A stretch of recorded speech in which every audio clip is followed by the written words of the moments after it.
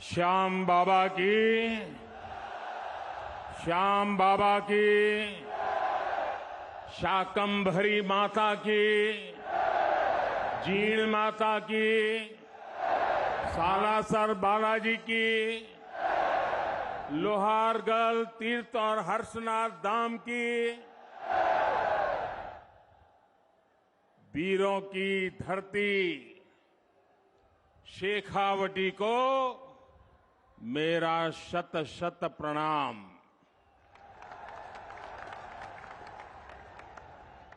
यहां के बारे में कहा जाता है, बोली जानी मीठी मिश्री, बोली जानी मीठी मिश्री, गमी सुहावई माटी, धर्माना विद्वाना की, या महापुरुषा की थाती, गम अनमोल रतन निपजावे, घन अनमोल रतन निपजावे, वाह भाई शेखावटी।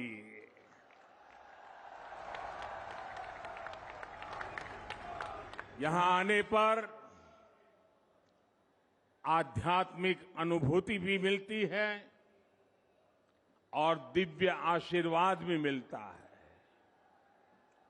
शेखावटी की धरती शिक्षा संत स्वामी केशवानंद जी की जन्मभूमि है। ये श्रद्धानंद जी महाराज, अमृतानाथ जी महाराज, बुद्धगिरी जी महाराज और रतिनाथ जी महाराज की तपोभूमि है। इसी धरती ने हमें भैरव सिंह शेखावत, जगदीश प्रसाद माथुर, मदनलाल सैनी जैसे नेता दिए। इसी शेखावटी से निकले जगदीप धनखड़ जी आज देश के उपराष्ट्रपति हैं। इसलिए आज जब मैं सीकर आया हूं तो मेरे मन में एक अलग उमंग है, उत्साह है, ऊर्जा है। आप इतनी बड़ी संख्या में हमें आशीर्वाद देने आए हैं। जहां जहां मेरी नजर पहुंचती है, लोग ही लोग हैं। वहां पीछे तो बिल्डिंग के ऊपर भी लोग दिखते हैं। ये जन सैलाब बता रहा है कि आने वाले चुनाव में ऊंट किस करवट बैठेगा। अब राजस्थान की करवट भी बदलेगी और मेरी गारंटी है राजस्थान की किस्मत भी बदलेगी। इसलिए आज राजस्थान में चारों तरफ एक ही गूंज है, एक ही स्वर है, एक ही नारा है, जीतेगा कमल, खिलेगा कमल। साथियों, भाजपा की सरकार राजस्थान की दिन रात सेवा करने के लिए प्रतिबद्ध है। अभी कुछ देर पहले आपने शायद यहां टीवी पे कार्यक्रम देखा होगा। किसानों के बैंक खातों में पीएम किसान सम्मान निधि के लगभग 18,000 करोड़ रुपए भेजे गए हैं। राजस्थान के भी 55 लाख से ज्यादा किसानों को आज 1200 करोड़ रुपए से ज्यादा सीधे उनके खाते में पहुंच गए हैं। आज मुझे राजस्थान के अलग अलग जिलों में 7 मेडिकल कॉलेजों के शिलान्यास उसका भी अवसर मिला है। सीकर, चित्तौड़गढ़, धौलपुर, सिरोही और श्री गंगानगर के मेडिकल कॉलेजों का लोकार्पण भी आज हुआ है। युवाओं के भविष्य के लिए नए एकलव्य स्कूल भी मैंने राजस्थान के लोगों को समर्पित किए हैं। साथियों, केंद्र सरकार की तरफ से राजस्थान की सेवा का ये सिलसिला लगातार चल रहा है। इससे पहले कुछ सप्ताह पहले मैं बीकानेर आया था, तब भी मुझे अमृतसर जामनगर एक्सप्रेसवे और 24,000 करोड़ रुपयों की परियोजनाओं के लोकार्पण शिलान्यास का सौभाग्य मिला था। राजस्थान में अच्छी सड़कों के लिए, अच्छे हाईवे के लिए, राज्य के विकास के लिए भाजपा सरकार केंद्र से लगातार पैसे भेज रही है। जब केंद्र में, साथियों याद रखना, याद रखोगे? याद रखोगे? जरा हाथ ऊपर करके बताओ, याद रखोगे? पक्का याद रखोगे? केंद्र में जब कांग्रेस की सरकार थी तो 10 साल में राजस्थान को टैक्स की हिस्सेदारी के रूप में 1 लाख करोड़ रुपए ही दिए गए थे। बीते 9 वर्षों में भाजपा की सरकार ने टैक्स की हिस्सेदारी के रूप में राजस्थान को 4 लाख करोड़ रुपए से भी ज्यादा पहुंचाए हैं। कहां 1 लाख करोड़ और कहां 4 लाख करोड़। जब केंद्र में 10 साल कांग्रेस की सरकार थी तो राजस्थान को सेंट्रल ग्रांट के रूप में भी करीब 50,000 करोड़ रुपए ही दिए गए थे। हमारी सरकार ने बीते 9 वर्षों में सेंट्रल ग्रांट के तौर पर राजस्थान को 1.5 लाख करोड़ रुपए से ज्यादा दिए हैं। लेकिन जब से यहां कांग्रेस की सरकार बनी है, तब से यहां विकास के काम में सिर्फ रोड़े अटकाने का ही काम चल रहा है। मैंने राजस्थान सहित पूरे देश की बहनों से वादा किया था कि उनके घर तक पाइप से पानी पहुंचाऊंगा, और जब इतनी बड़ी मात्रा में आज माताएं बहनें आशीर्वाद देने आई हैं, हमने इसके लिए जल जीवन मिशन शुरू किया। आज देश भर में आंकड़ा सुनिए दोस्तों, आज देश भर में 9 करोड़ से अधिक नए परिवारों तक पानी के कनेक्शन पहुंच चुके हैं। अनेक राज्यों में 100% नल से जल देने का काम पूरा हो गया है। लेकिन राजस्थान के लोगों को कांग्रेस की सरकार पानी के लिए भी तरसा कर रखना चाहती है। राजस्थान हर घर जल योजना में बहुत पीछे चल रहा है। यहां शेखावटी के लोग जानते हैं कि कुंभाराम लिफ्ट पेयजल योजना के साथ इन्होंने क्या किया। जब यहां भाजपा सरकार थी तब इस पर 5,000 करोड़ रुपए का खर्च होने का अनुमान था। कांग्रेस की सरकार बनी तो उन्होंने परियोजना को तो लटका दिया। आज इसकी लागत भी करीब करीब 2 गुनी हो गई है। यानी कांग्रेस ने पानी का भी नुकसान किया और पैसे का भी नुकसान किया। भाइयों और बहनों, कांग्रेस ने राजस्थान में सरकार चलाने के नाम पर सिर्फ लूट की दुकान चलाई है, झूठ का बाजार सजाया है। कांग्रेस का मतलब ही है लूट की दुकान, झूठ का बाजार। और लूट की इस दुकान का सबसे ताजा प्रोडक्ट है, ताजा प्रोडक्ट राजस्थान की लाल डायरी। आपने लाल डायरी के बारे में सुना है ना? सुना है ना?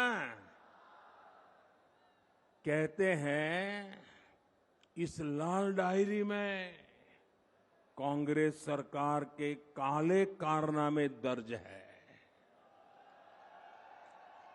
लोग कह रहे हैं कि लाल डायरी के पन्ने खुले तो अच्छे अच्छे निपट जाएंगे। कांग्रेस के बड़े से बड़े नेताओं की इस लाल डायरी का नाम सुनते ही बोलती बंद हो रही है।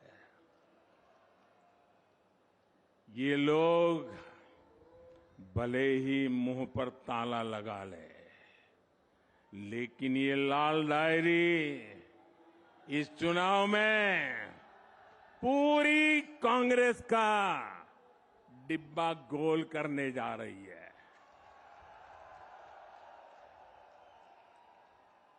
साथियों, लोकतंत्र में हर सरकार को अपने काम का हिसाब देना होता है, लेकिन क्या राजस्थान में कांग्रेस आपको अपने काम का हिसाब देती है क्या? जरा जोर से बताइए ना, ये अपने काम का हिसाब देती है क्या? जो 4 साल सिर्फ सोएगा वो अपने काम का हिसाब कैसे देगा? इन लोगों ने सरकार का हर दिन आपसी खींचतान में वर्चस्व की लड़ाई में बर्बाद किया है। साथियों, आज केंद्र की भाजपा सरकार आपके सुख दुख की साथी बनकर आपके जीवन से मुश्किलें कम करने के लिए काम कर रही है। देश के करोड़ों लोगों को पक्का घर बनाकर लखपति बनाने की गारंटी दी गई है। साथियों, ये पक्का घर बनाकर लखपति बनाने की गारंटी किसने दी है? ये गारंटी किसने दी है? ये गारंटी को किसने पूरा किया है? भाजपा सरकार ने। देश के करोड़ों गरीबों को मुफ्त राशन की गारंटी किसने दी? किसने दी? किसने दी? भाजपा सरकार ने दी। कोरोना के काल में करोड़ों गरीबों को मुफ्त वैक्सीन की गारंटी किसने दी? किसने दी? भाजपा सरकार ने दी। देश के करोड़ों गरीबों को अस्पताल में 5 लाख तक के मुफ्त इलाज की गारंटी किसने दी? किसने दी? जन औषधि केंद्र में गरीबों को सस्ती दवाइयों की गारंटी किसने दी? किसने दी? गरीब का बच्चा भी डॉक्टर, इंजीनियर बन सके, अंग्रेजी ना आने की वजह से पीछे न रह जाए, इसके लिए मातृभाषा में पढ़ाई की गारंटी किसने दी? पूरी ताकत से बोलिए, किसने दी? किसने दी? गरीब के कल्याण के लिए दिल्ली में बैठा आपका ये सेवक पूरे समर्पित भाव से काम कर रहा है। भाइयों और बहनों, हमारे सीकर की पहचान तो शिक्षा नगरी के रूप में भी होती है। यहां के गांव ढाणी डॉक्टर इंजीनियर बनाते आए हैं। केंद्र की भाजपा सरकार युवाओं को शिक्षा और रोजगार के नए अवसर देने में जुटी है। लेकिन राजस्थान में क्या हो रहा है? राजस्थान में युवाओं के भविष्य से खिलवाड़ हो रहा है। पेपर लीक उद्योग चल रहा है, पेपर लीक उद्योग।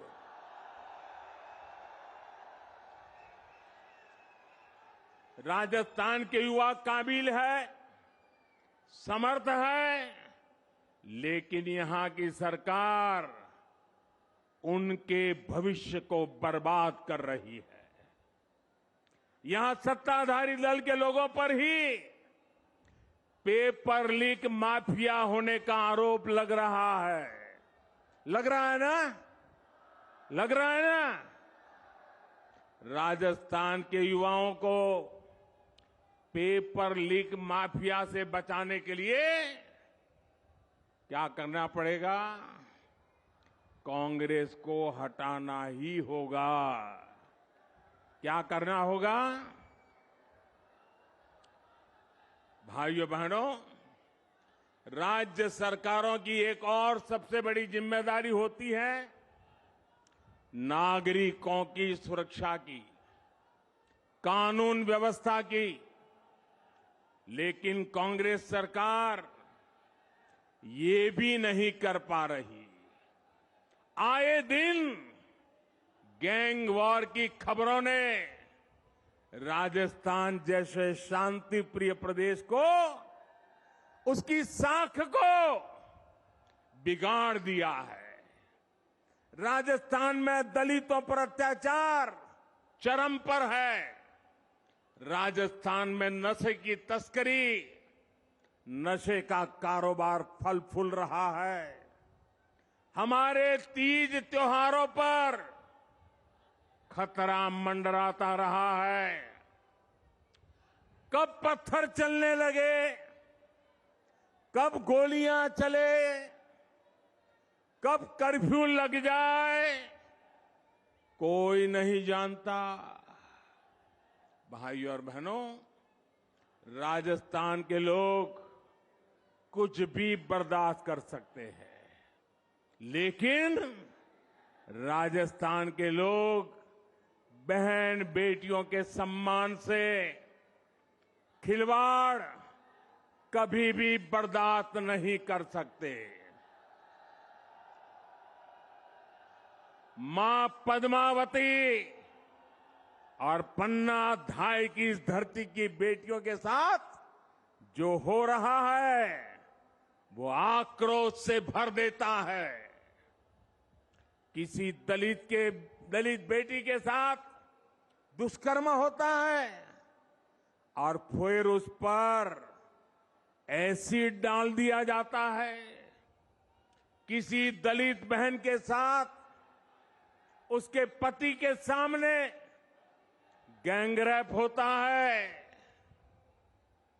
आरोपी उसका वीडियो बनाते हैं, पुलिस में रिपोर्ट नहीं लिखी जाती, बेखौफ आरोपी वीडियो वायरल कर देते हैं। छोटी छोटी बच्चियां, स्कूलों में पढ़ाने वाली टीचर तक यहां सुरक्षित नहीं है। और साथियों, कार्रवाई करने के बजाय कांग्रेस के नेता पीड़ित महिलाओं पर ही झूठ बोलने का आरोप लगा रहे हैं। वाकई बहुत हो गया।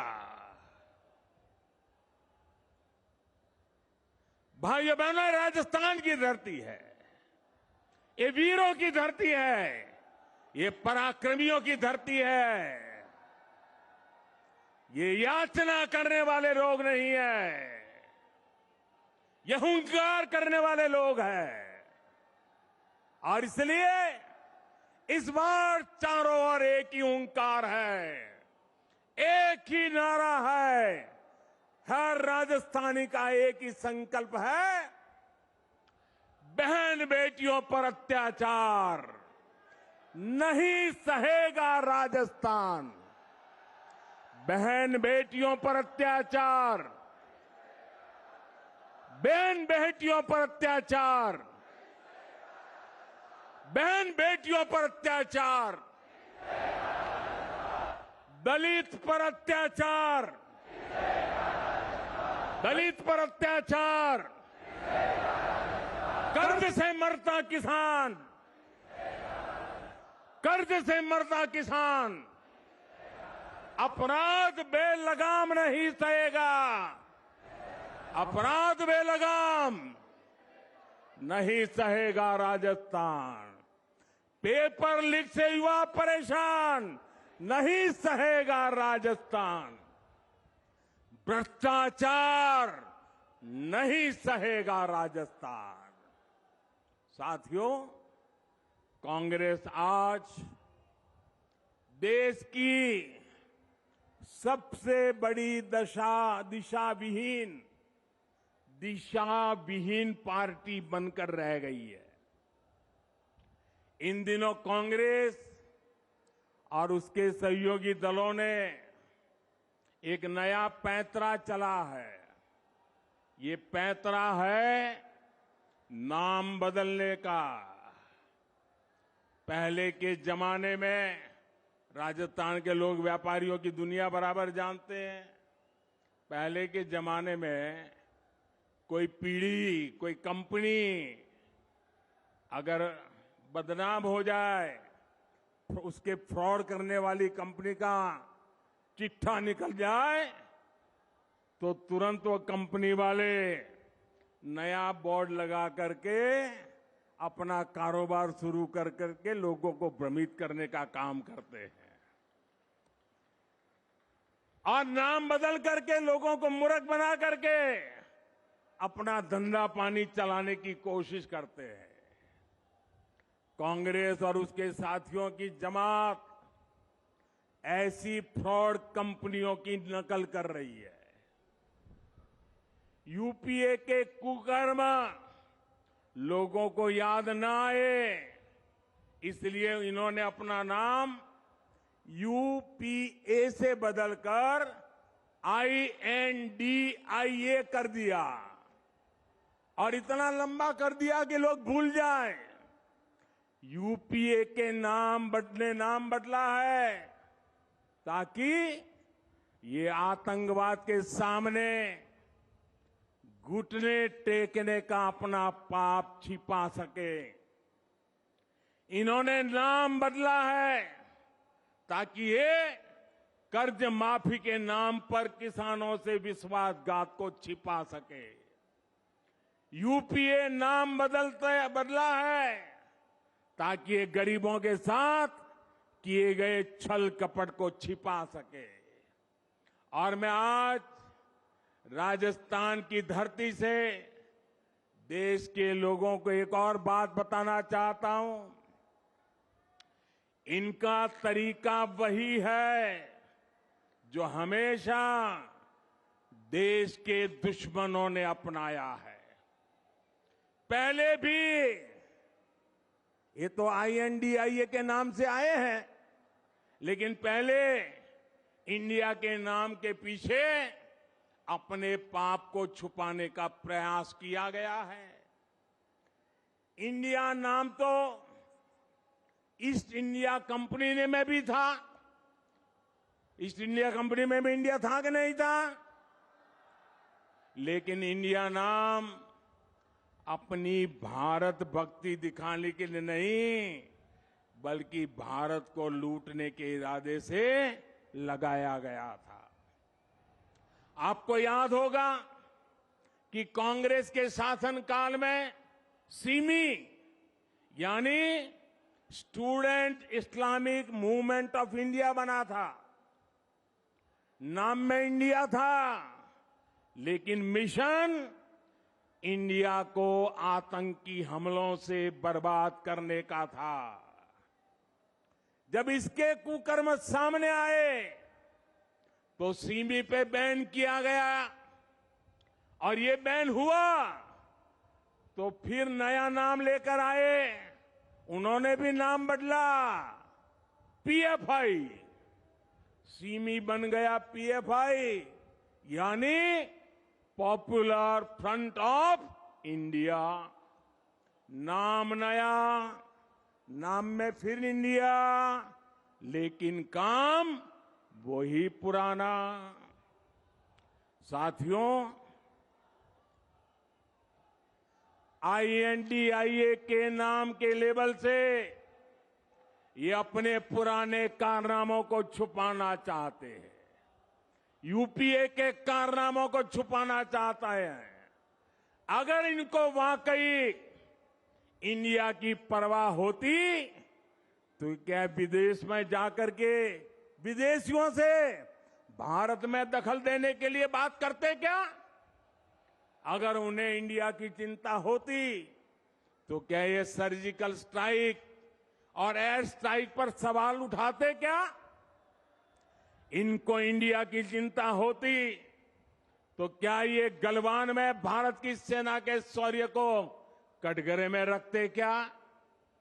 साथियों, ये वही चेहरे हैं जो आतंकी हमला होने पर दुनिया के आगे रोते थे, कुछ नहीं करते थे।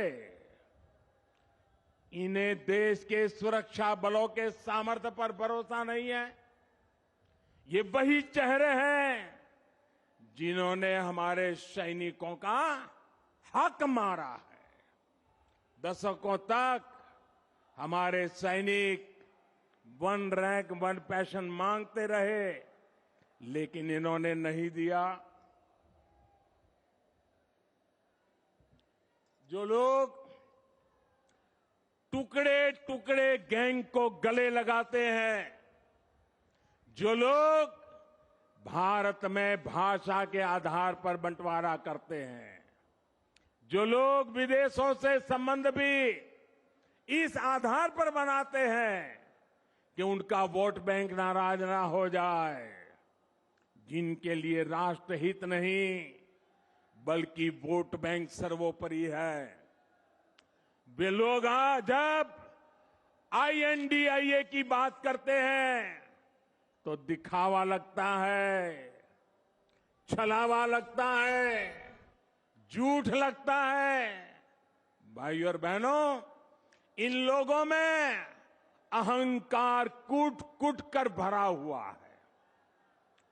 एक बार इन्होंने नारा दिया था, Indira is India, India is Indira, और तब देश की जनता ने उनका हिसाब चुकता कर दिया था, चुन चुन करके साफ कर दिया था, उखाड़ फेंका था उन लोगों को। अहंकार से भरे हुए इन लोगों ने फिर वही पाप दोहराया है। ये सुधरने को तैयार नहीं है। ये लोग कह रहे हैं UPA is India, India is UPA. इनका जनता पर फिर से एक बार वही हाल करेगी जो पहले किया था। साथियों, हम जानते हैं कि आजादी का आंदोलन जब पूरी प्रखरता पर था तो महात्मा गांधी ने एक नारा दिया था। ये नारा देश के लोगों की प्रेरणा बन गया था, और आजादी के आंदोलन में इस नारे ने ऊर्जा भर दी थी। नौजवान स्कूल कॉलेज में अपनी किताबें छोड़ करके महात्मा गांधी के आदेश पर आजादी के लिए चल पड़े थे। जेलें भर दी थी, अंग्रेजों की गोलियां कम पड़ गई थी। वो दिन थे, और तब महात्मा गांधी ने जो नारा दिया था, आज फिर से देश के कल्याण के लिए, देश के उज्जवल भविष्य के लिए उस नारे की फिर से जरूरत है दोस्तों। इस नारे को फिर से गांव गांव, घर घर पहुंचाने की जरूरत है। वो क्या नारा था? महात्मा गांधी ने नारा दिया था,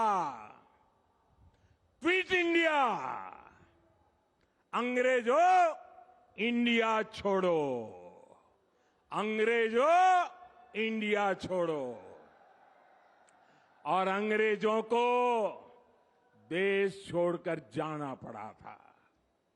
वैसे ही आज हम समृद्ध भारत बनाने का संकल्प लेकर चले हैं। जैसे गांधी जी ने क्विट इंडिया का मंत्र दिया था, वैसे ही आज का मंत्र है भ्रष्टाचार क्विट इंडिया, भ्रष्टाचार छोड़ो इंडिया, परिवारवाद क्विट इंडिया, परिवारवाद छोड़ो इंडिया, तुष्टीकरण क्विट इंडिया, तुष्टीकरण छोड़ो इंडिया। क्विट इंडिया ही देश को बचाएगा और देश को विकसित भारत बनाएगा। भाइयों और बहनों, राजस्थान के लिए भी भाजपा का रोड मैप स्पष्ट है, नीति साफ है।